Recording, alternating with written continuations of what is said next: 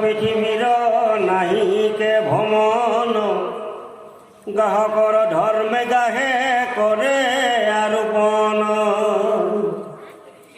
এৰামে মতে নানাবিধ উপদেশ দিয়া আত্মাৰ মৰণ নাহি নিশ্চয় কহিয়া সুখ দুখ মানে জানা দেহৰ একে ধৰ্ম এই জানি মাতৃ তুমি নকৰিবা মৰ্ম এৰাম আৰু ইতিহাস কথা কহি আশাই কাট যমৰ সম্বাদ কহু পৰম সম্বাদ। এতিয়া পৰম শ্ৰদ্ধা বাপ সমস্ত ইয়াত প্ৰকাশ কৰিলে যে পৰমাৰ্থত পৃথিৱী নাহিকে ভ্ৰমণ, পৃথিৱীৰ ভ্ৰমণ নাই। এই উদাহৰণটোৰ সাৰটো ইয়াত দিছে যে গ্ৰাহকৰ ধৰ্মে গ্ৰাহ্য কৰে আৰু পৰ। এতিয়া গ্ৰাহক, আমি ইয়াত বেপাৰ কৰিবলৈ আহিছোঁ।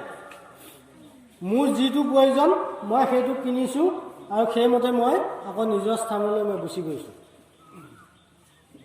মোৰ শেষ সময়ত যদি প্ৰয়োজন হয় যে গছ এজোপা হোৱাৰ, তেতিয়াহ'লে মই গছলৈকে গুচি যাম। মই যদি গৰু ছাগলী মোৰ প্ৰয়োজন হয় শেষ সময়ত, তেতিয়াহ'লে মই গৰু ছাগলীৰ যোনিতে মই জন্ম হ'ম।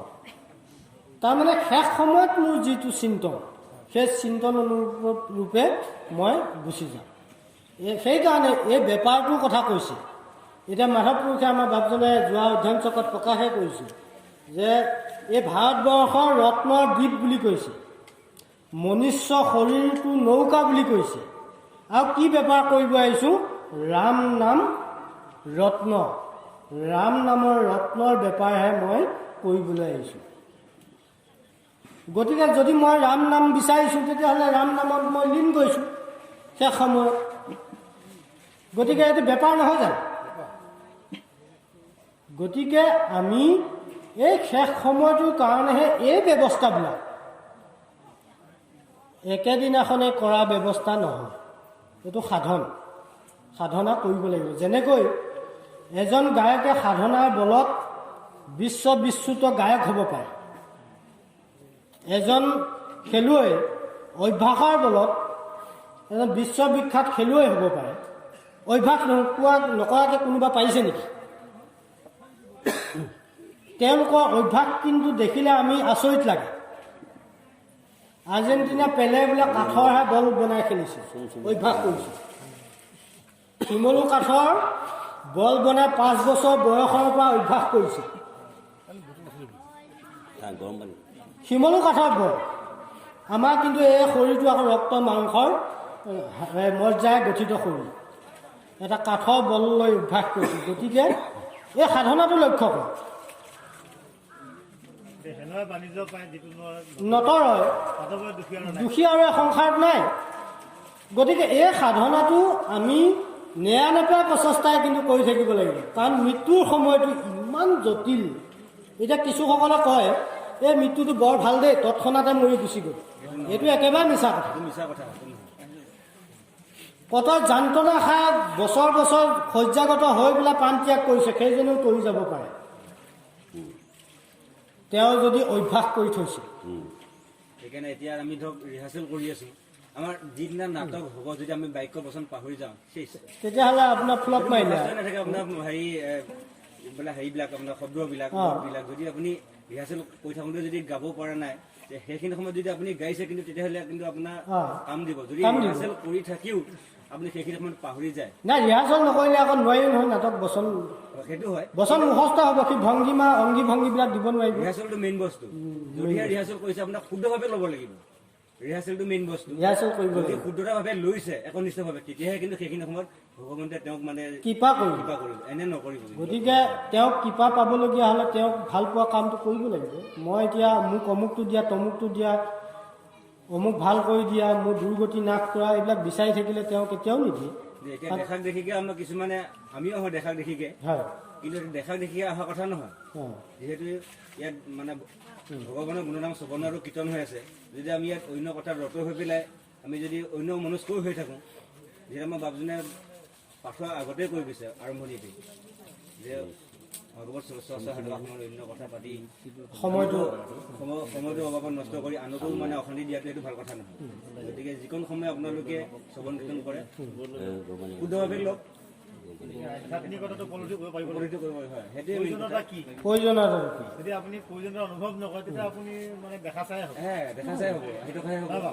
এতিয়া ভাগৱত শাস্ত্ৰলৈ যাবলৈ কোনো কাকো লগ ধৰিবলগীয়া কথা নাই, প্ৰয়োজনটো নিজৰহে কিন্তু যে গৰুৱাই নিজে হাল বাই নে হাল বাব লৈ যায় লৈ যাব লাগিব। গতিকে আত্মাৰ কাষত তেনেকৈ তেওঁ আপোনাৰ লগত আছে, কিন্তু তেওঁক নিব লাগিব, তেওঁৰ কাৰণে আপোনাৰ কষ্ট নাই।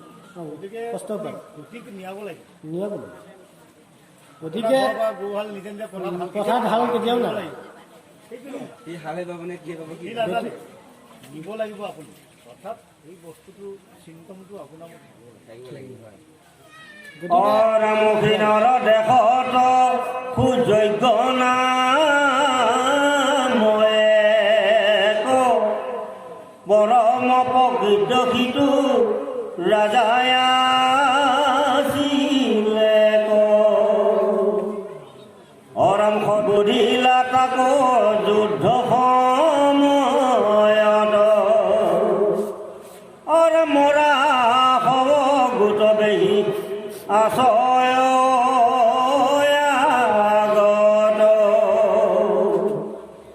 মহাবীৰ বৰ বৰ সিটো আদি ধনুধৰ চেদিলে ৰত্নময় কবচ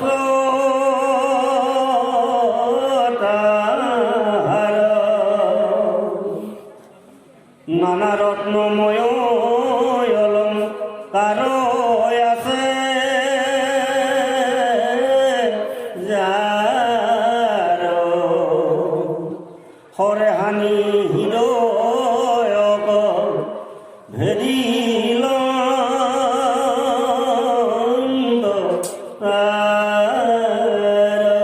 এতিয়া এই কথাখিনি যে মাতৃক কৈছে আৰু এই পৰিয়ালবৰ্গক কৈছে যে তোমালোকে যে আত্মাৰ যে মৰণ নাই এই কথাটো নিশ্চিতভাৱে জানা, এই ধৰণৰ সাৰগৰ্ভ উপদেশখিনি দি তেওঁলোকক দুখ ত্যাগ কৰিব গৈছে আৰু সুখ দুখটো যে এইটো দেহৰহে ধৰ্ম, এই কথাটো তেওঁলোকক উপলব্ধি কৰিবলৈ কৈ এটা ইতিহাসৰ কথা কাহিনী ক'বলৈ মানে আৰম্ভ কৰিছে। অৰ্থাৎ এই কথাখিনি যুধিষ্ঠিৰ আগত নাৰদে প্ৰকাশ কৰি আছে যে কাহিনীটো এতিয়া এটা যমৰ সংবাদ, যম ৰজাৰ এটা কাহিনী মানে ক'বলৈ আগবাঢ়িছে যে উশিনৰ দেশত সুযোগ্য নামৰ এজন মানে ৰজা আছে আৰু সেই তেওঁ যুদ্ধত মানে দিগ্বিজয় কৰিব যাওঁতে যুদ্ধত মানে সৈন্য সামন্ত প্ৰতিপক্ষই তেওঁক বধ কৰিছিল।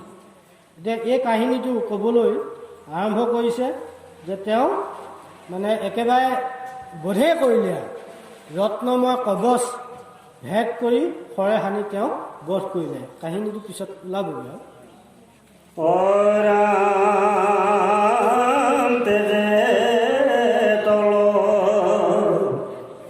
অবৰদেহা চিনন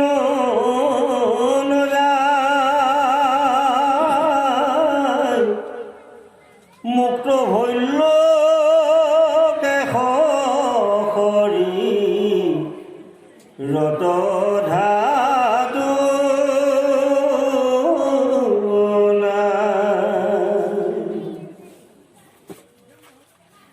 ইৰাম দুয়ো চকু থিৰ হইল প্ৰাণ নাহি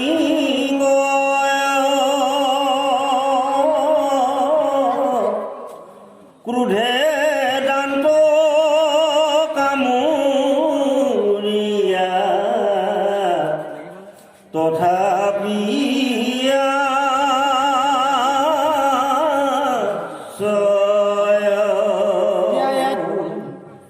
মৃত ৰজাজনৰ কাহিনীটো দিছে, কথাখিনি দিছে, এইখিনি হৈ গ'ল আৰু চকু মেল খাই থাকিলে।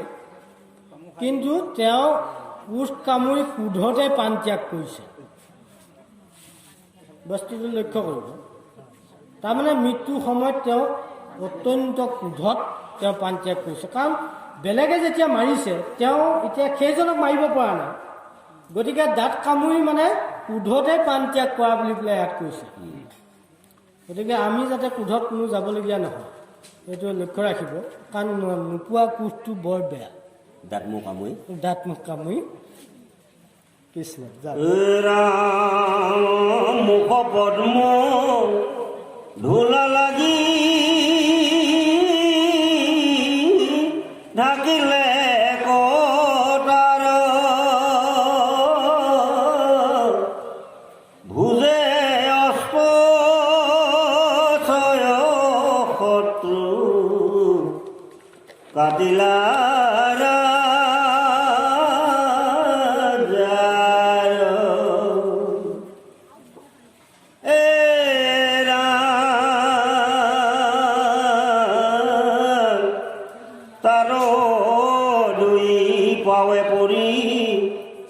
অনেক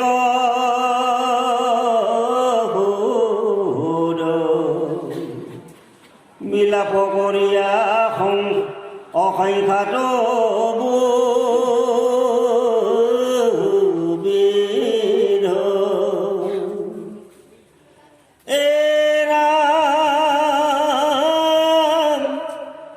বিধতাকো নিন্দা বোলে শহুৰ যতে নিৰ্দয় বিধতাইটো শাস্তি কৰিলে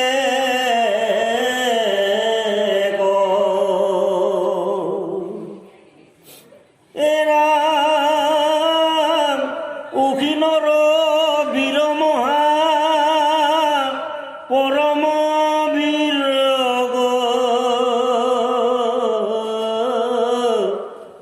ইমতয় অৱস্থা বিধি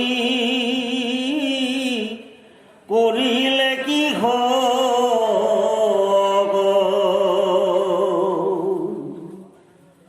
মহিষী দেখিলে পাছে স্বামীৰ মৰণ পৰম দূষিত হৈয়া কান্দন্ত কৰন্ত কন্দন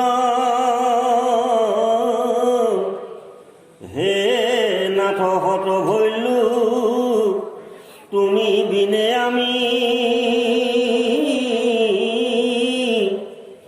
হৃদয়স্থ মুষ্টি হানি কৈ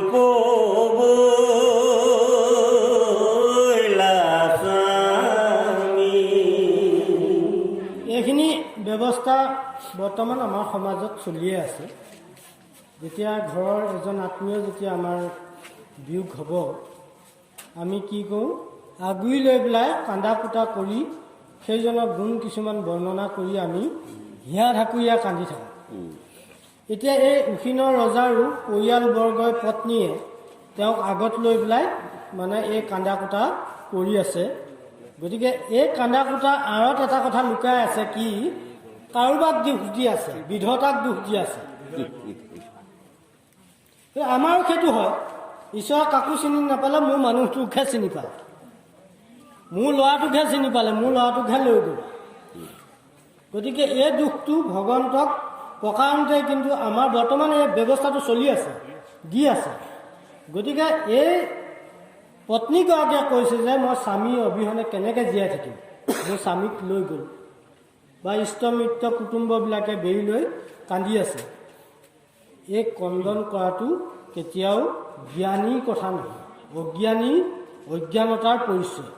গতিকে মহাভাৰতত ভীষ্মই শৰসজ্জাত একেবাৰে অন্তিম সময়ত যেতিয়া পাঁচ পাণ্ডৱ দ্ৰৌপদী কুন্তী সহিত যেতিয়া সমস্ত উপস্থিত হৈ গৈ ভীষ্মৰ অৱস্থা দেখি যেতিয়া কন্দা কুটা কৰে, তেতিয়া ভীষ্মই তেখেতসকলক কৈছিল যে মোৰ মৃত্যুৰ সময়টো সদায় আনন্দময় মংগলময় মই কামনা কৰোঁ। তোমালোকে কান্দি কুটি ইয়াত বিষাদ নিদিবা।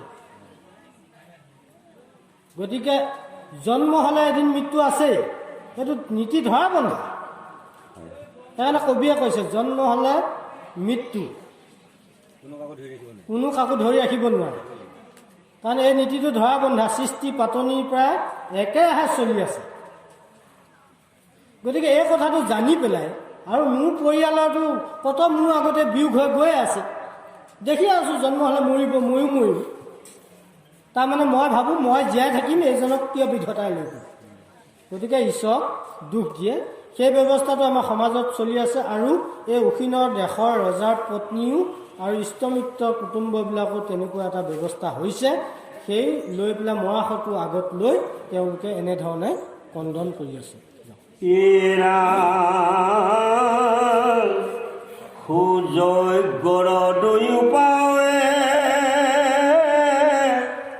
পৰিয়া কান্দন আতি উচ্চ কৰি ক'তো ৰাৱ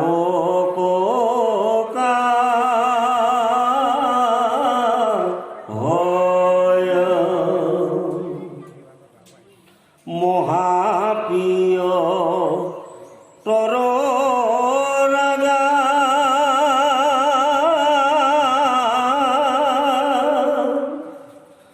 তাহান চৰণে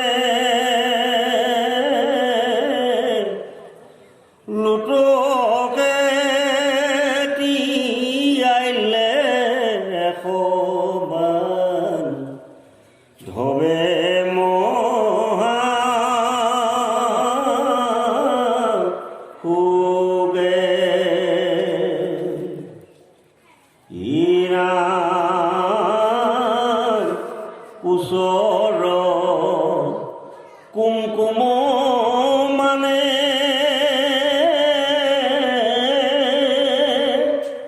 লুটকে তিয়াইল বিচিত্ৰ কবৰি খবৰ খুবতে কাইল নানাবিধ অলংকাৰ খুবতে সহিল আৰ্তনাদে সবান্ধৱে কন্দন কৰিল। হে বিধি তুমি কিনো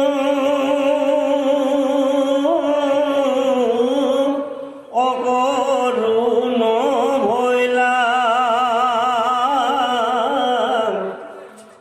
আমাৰ প্ৰভুক তুমি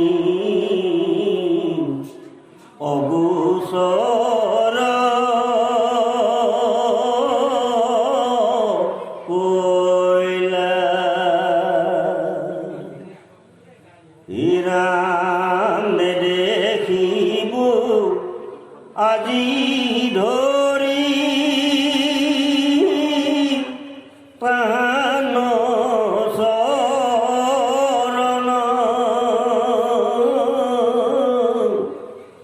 আগে দিয়া নীলা কিনো বিধিয়ক ৰুণ।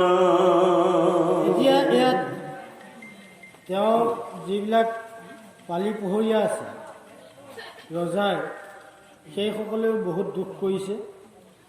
আৰু পুত্ৰ পৰিবাৰ মিত্ৰ কুটুম্ববিলাকেও মহা দুখ কৰি ইয়াত কণ্ডন কৰাৰ কথা কৈছে। ইয়াত এটা কথা পিছত ক'লে যে আমাৰ হে বিধি তুমি কিনো অকৰুণ ভৈলা, আমাৰ প্ৰভুক তুমি অগোচৰ কৰিলা।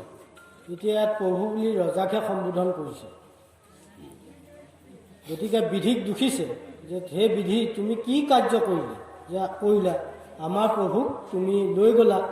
আৰু তেওঁৰ চৰণ দুখানিকে আমি ইমান দিন ধৰি পূজা সেৱা কৰি আছিলোঁ, আজিৰ পৰা কাক সেৱা পূজা কৰিম বুলি পেলাই এই অনুচৰবিলাকেও মহা দুখ কৰিছে। আৰু বাকী যিবিলাক তেওঁৰ ৰাজ্যত থকা নৰ্তকী নটুৱাৰ আদি কৰি সমস্তবিলাক কান্দোনত শোকত নিয়মান হৈ যাৰ যি বস্ত্ৰ পিন্ধি আছিল, অলংকাৰ পাতি পিন্ধি আছিল, সেইবিলাক মানে সুলকি পৰিছে, শুকাই গৈছে। গতিকে ইমান এটা মানে দুখৰ ইয়াত কথা উপমা মানে ইয়াত দাঙি ধৰিছে। গতিকে এইটো এতিয়া আমাৰ কিছুসকলে বা আমিও কেতিয়াবা আলোচনা কৰোঁ, এই মানুহজন ইমান ভাল আছিল, ইমান গুণী আছিল, জ্ঞানী আছিল, এই মানুহজন কিয় তৎক্ষণাৎ তেনেকৈ নিবলগীয়া হ'ল, আলোচনা কৰা যায়। আৰু বেয়া মানুহজনৰ ক্ষেত্ৰতো আলোচনা কৰা যায় যে এইটো গ'ল ভালেই হ'ল, আলোচনা কৰা যায়। জীয়াই থাকিলে সেইখিনি নকৰে, কিন্তু এইটো স্বাভাৱিক আৰু বাস্তৱত বৰ্তমান ঘটি আছে।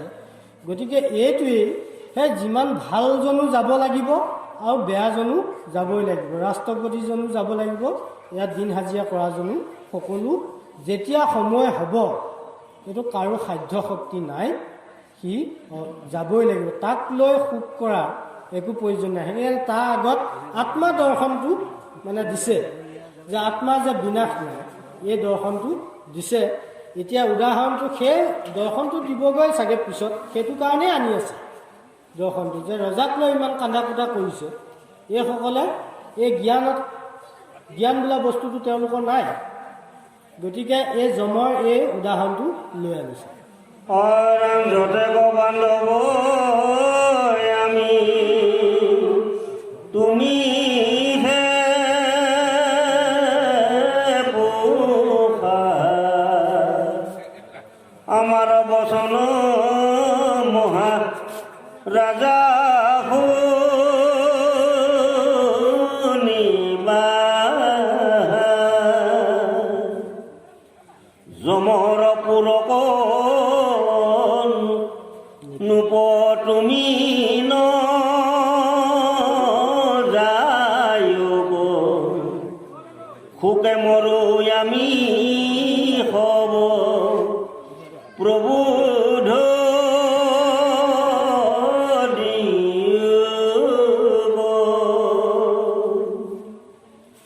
পূৰ্বে দিয়া বিধি আবে নিবা কপাৰয়,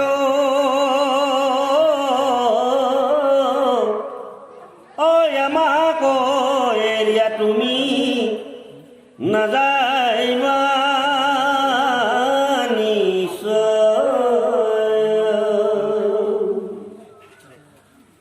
শোককে বহাইলা তুমি, সুখ নহলে গো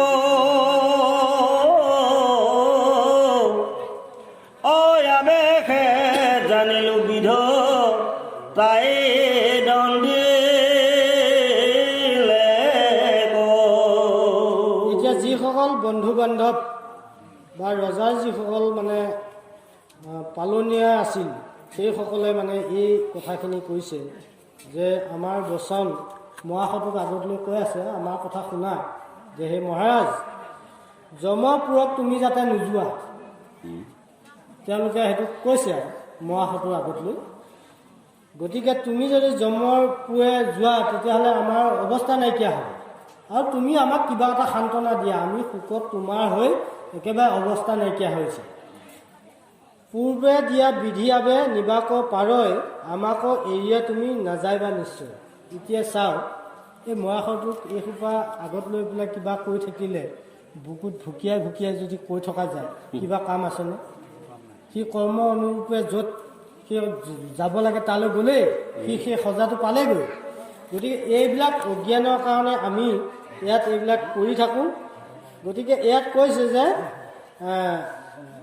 আমাক এৰি তুমি কেতিয়াও যাতে নোযোৱা, শোককে বহাইলা কিছু সুখ নভৰিলে আৰু আৱেগে জানিলোঁ বিধতাই দম দিলে।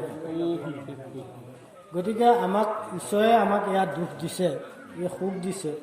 গতিকে তুমি আমাক এৰি যাতে নোযোৱা, তুমি আমাৰ পৰা আমাক কিবা এটা সান্তনা দিয়া, প্ৰভুত বাণী দিয়া, সেইসকলে সেইটো বিচাৰিছে। গতিকে বাস্তৱিকতে সেইখিনি যিসকলে শাস্ত্ৰৰ আশ্ৰয় লৈছে বা যিসকলে ভাগৱত গীতাৰ আশ্ৰয় লৈছে, সেইসকলে সেইখিনি কৰাটো কেতিয়াও যুগুত নহয়। অৰ্থাৎ এইটো হ'ল মায়া। এই মায়াত থকাৰ কাৰণেই তেওঁ এই কৰ্মখিনি, অৰ্থাৎ অবিদ্যাত থকাৰ কাৰণেই এই কৰ্মখিনি এই ধৰণে জীৱৰ মৃত্যুক লৈ খণ্ডন কৰে বা দুখ কৰি থাকে। গতিকে সেইকাৰণে কৈছে যিসকলৰ মান অপমান বোলা কোনো কথা নাই, সুখ দুখৰ যিসকলৰ কোনো প্ৰশ্ন নাই, যিসকল সকলোতে সমান, সেইসকল শাস্ত্ৰই পণ্ডিত বুলি কৈছে, সেইজনহে পণ্ডিত। গতিকে আমি এতিয়া পণ্ডিত বুলি ক'লে শিক্ষাত পণ্ডিত, তেওঁ বহুত কথা জানাত পণ্ডিত দেখুৱাওঁ, পণ্ডিত বুলি কোৱা যায়। কিন্তু প্ৰকৃতাৰ্থত শাস্ত্ৰৰ ভাষাত সেইটো নহয়। অৰ্থাৎ আত্মাক যদি জানো তেতিয়াহ'লে মই মৃত্যুত কেতিয়াও দুখ কৰিবলগীয়া আমাৰ নাথাকে, কাৰণ আমিও মৰোঁ। আৰু যিসকলে ভাবে যে মই কেতিয়াও নমৰোঁ, সেইসকলে কান্দা কটা কৰে। কিন্তু মই যে মৰিম এই ভাৱনাটো আহিলে, সেইজন মৰাৰ লগতে ময়ো যে এদিন এনেকৈ যাম, এই চিন্তাটো যেতিয়া আহিব, তেতিয়া তেওঁ কেতিয়াও কন্দা কটা নকৰে আৰু প্ৰকৃত জ্ঞানটো পাবৰ কাৰণে তেওঁ চেষ্টা কৰিব। গতিকে সেই জ্ঞানটো ভাগৱতে এই দৰ্শনটো আমাক এইকাৰণেই দিছে যে আত্মাক লৈ আমি কন্দা কটা কৰিলে আত্মাই যে সদগতি নাপাব, এটা তেওঁ যে স্থান নিৰ্ণয় কৰিবলৈ অসুবিধা হ'ব, সেই কথাটো এই শাস্ত্ৰৰ জৰিয়তে তেওঁ দেখুৱাইছে। ৰাম তুমি এৰিলাতে আমি নিশ্চয় মৰিব, তহিতে তোমাৰ হবে চৰণ সেবিব, জিঠা নক যাহা তুমি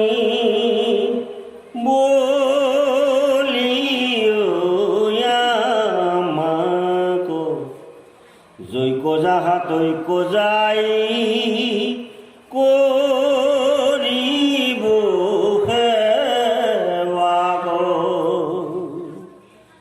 এই মতে নানাবিধ বিলাপ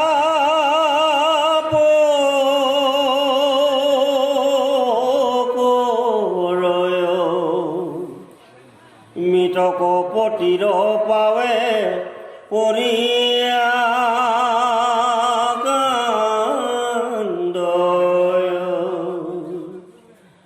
এৰিবাক ইচ্ছা নাই কাণ্ড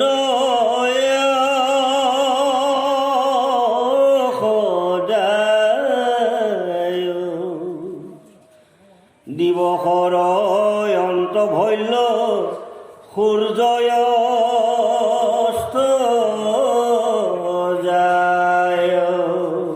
এতিয়া ইয়াত এই মৃত শৰীৰটোক আগত লৈ পেলাই কৈছে তুমি যলৈকে যোৱা আমাকো লৈ যোৱা, তোমাক এই আমি থাকিব নোৱাৰোঁ, তুমি য'ত যোৱা আমি তাতেই চৰণ সেৱা কৰি থাকিম, এই বাণীয়ে তেওঁলোকে খণ্ডন কৰিছে।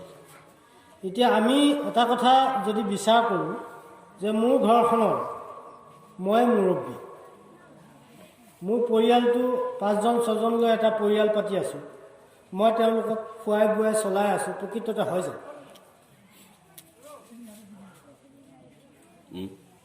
প্ৰকৃততে হয় জানো? তেওঁলোকক সেইটোৱে প্ৰকৃত অজ্ঞান সেইটোৱে। এতিয়া মই খুৱাইছোঁ, মই কৰিছোঁ, যিবিলাক কথা, এই অজ্ঞানতাটোৰ কাৰণেই আমি আত্মাৰ পৰিচয়টো আমাৰ নঘটে। তো মই মৰি গ'লেও সেইসকল চলিয়ে থাকিব, তেওঁলোকক যিটো তেওঁলোকে লৈ আহিছে সেইটো কিন্তু তেওঁলোকে পাবই। মই থাকিলেও পাব, নাথাকিলেও পাব। মই মৃত্যু হ'লে যদি সেইটোৱে হয়, যদি শাসনে কৰা নাযায় অৰাজক হ'বলৈ নহ'ব, তেওঁলোক গুৰুদা হ'বলৈ নহ'ব। সেইটো আপুনি বাৰু এইটো এটা বিষয়, সাংসাৰিক বিষয় কৰা নাযায়। তেওঁলোকে মই বুজিছোঁ, হ'লেও মই মুৰব্বী হিচাপে তেওঁলোকৰ দিহা পৰামৰ্শটো ক'বলগীয়া কথা ভুল হ'ব। নহয়, আপুনি তেওঁলোকক সৎ দিহা পৰামৰ্শ দিয়ক, কাৰণ সেইসকল তেওঁলোকৰ জ্ঞান সেইখিনি নাথাকিব পাৰে। আপোনাৰ জ্ঞানৰ জৰিয়তে আপুনি তেওঁলোকক পথটো দেখুৱাওক, কিন্তু এইটো নাভাবিব যে মই দিয়া পথটোত তেওঁলোক কিন্তু সেই পথৰ পথিক হ'ব, এইটো কেতিয়াও নহয়।